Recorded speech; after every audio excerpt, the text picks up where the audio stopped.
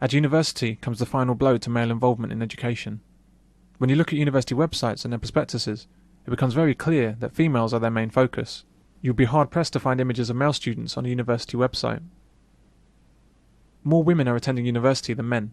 This has been the case since 1995, and the gap is widening. In 2007, 33,000 more places were awarded to women than men. In America, there are more black men in prison than there are going to college, and I think in America at the moment 45% of university entrants are male, 55% female, which doesn't bode well for the future. The girls go to college and the boys go to jail. Men are becoming more alienated from the society in which they live. And that's a bad thing. That can only lead to worse things coming up.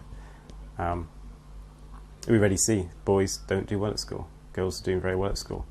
We're already seeing now that, apparently by next year, more women will be in work than men.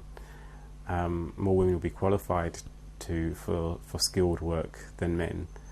And you can see things getting worse when when young boys are not wanting to go to university and not wanting to be educated. We are going to be the educational underclass. I mean, men, gender, are going to be the educational underclass.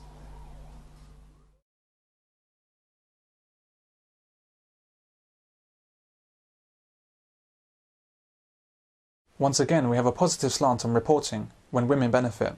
If this were the other way round, would it be men continue to surge ahead, or would it be women held back in education? They started looking at the results in degrees, that the men were getting more firsts than the women. So immediately, whoever it was, they sent a commission to look at why is this happening? Why are men doing better than women? It couldn't be allowed, you see. So they started saying that, because the people that are marking them are men, they mark the women down, and that the questions are male orientated, and they were looking for a whole raft of things that they could tweak and pull it around. And what I find intensely annoying is that when they've tweaked it all about so that, as they've done with education, so that the girls are outperforming the boys, then they seem to be fairly happy with that. But when it's the other way round, they're unhappy and they scream discrimination. Universities offer special support services, advice and academic counselling exclusively to women. What is this extra support that they need, and why don't men need it? During induction, women are warned about the dangers of date rape on campus.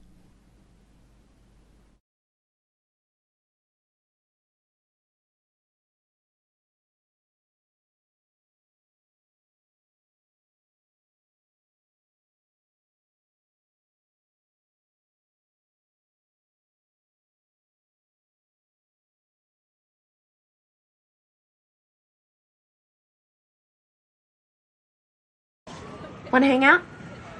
I'm writing my paper. You mind if I just sit and study then? I'm fine, really. It's just, it's creepy up there alone.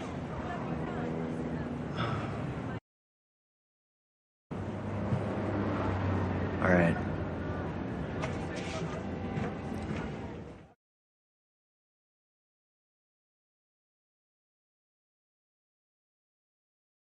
At universities, there's enormous pressure to put women in charge of departments and in charge of the syllabus. That's why we have courses in women's studies, a subject that doesn't need to exist.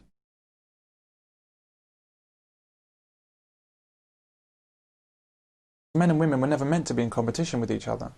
Women are not the opposite sex, they're the complementary sex. I came across this site about women in computer science.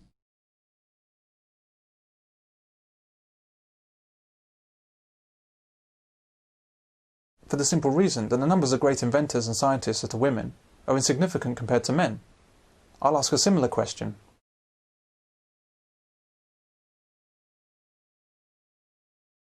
Whilst women have made very substantial contributions to man's scientific progress in most fields, the reason you can't name any of them is simply because their achievements pale into insignificance in comparison with men's achievements. And it's not just in scientific disciplines, it's in every discipline. This is not an insult, it's a fact. Men are incredibly difficult to compete with, even if you're another man. If you're a woman, you have no chance. Well, in terms of their economic output, in terms of the things that they construct, in terms of the ideas they have, in terms of the effort that they put into non-child rearing activities, I don't think there's any question that men by far exceed the achievements of women. Yes, in everything.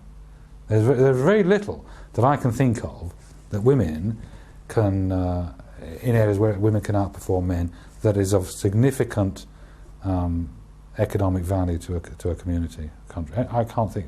Can you? But, yeah, no, I can't. But what does that mean?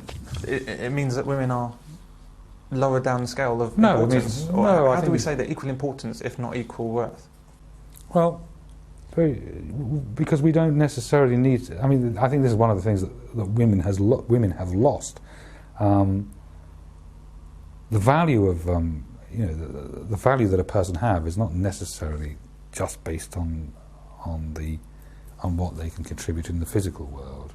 There are other values that we have: the value of nurturing, the value of love, and all these more ethereal the emotions and whatever. And I think women have, in a sense, betrayed their own gender, because I think that, by and large, those are qualities that they were endowed with.